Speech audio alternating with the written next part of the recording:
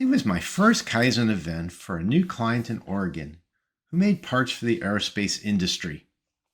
We decided to apply 5S to the first process in their operation, which was well behind budget.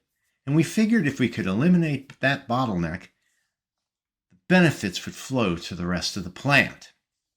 Now, on the first day of the Kaizen, we took the team out on a Gemba walk as we normally do, and we all noticed that workstations appeared cluttered and disorganized, and things were hard to find.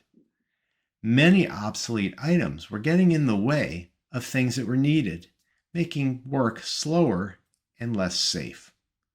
Now, I knew that the team had worked in that area like that for many years, so I wanted them to see the true opportunity.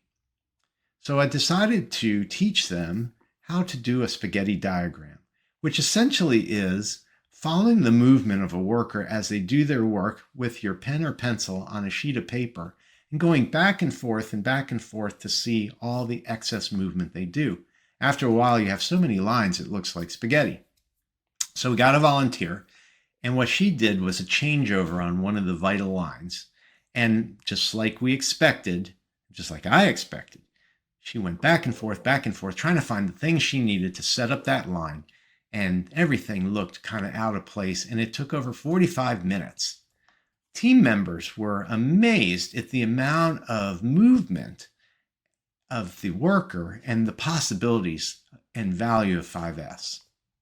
So they wrote down tons of ideas out in the space, and we came back to the meeting room with over 100 ways to improve things that would help workers in their daily work and also with changeovers.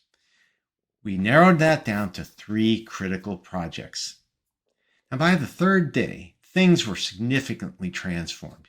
You could find anything you needed almost immediately, and you didn't have to travel nearly as much. But to prove what we had done was going to make a difference, on the 4th day, we conducted another changeover. So that same volunteer did the changeover, and when we followed her movements, there was so much less back and forth that the spaghetti diagram actually flowed well. There were a lot less lines. And by the way, the changeover took less than half the time. Everyone was so excited with the possibility of winning.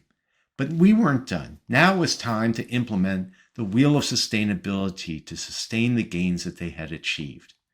We got an area owner, we built audits, we made all things visible, we created some tool boards, and by the end of that day, we had everything we needed to sustain the incredible gains.